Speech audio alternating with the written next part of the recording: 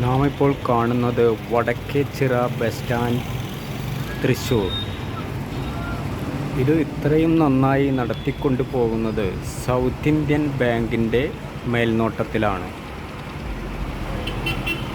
ഇതിന് വലിയൊരു തുക ബാങ്കിൽ നിന്നും ചെലവായിട്ടുണ്ട്.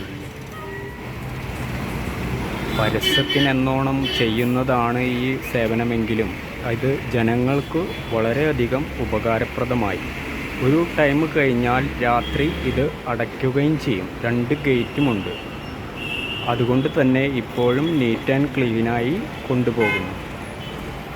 ഇതേപോലെ നമ്മുടെ രാജ്യത്തുള്ള പല സ്ഥാപനങ്ങളും ഓരോ പൊതുവായിട്ടുള്ള കാര്യങ്ങൾ ഏറ്റെടുക്കുകയാണെങ്കിൽ വളരെ നന്നായിരിക്കുമെന്ന് തോന്നുന്നു. എല്ലാ കാലഘട്ടത്തിലും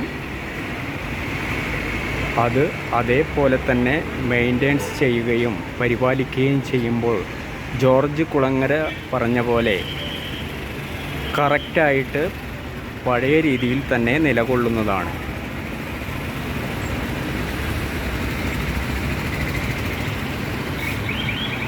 ഇതിനടുത്ത് തന്നെയാണ് ശക്തൻ്റെ കൊട്ടാരവും. തൃശ്ശൂരിൻ്റെ പൈതൃകം ഇതെല്ലാമാണ്.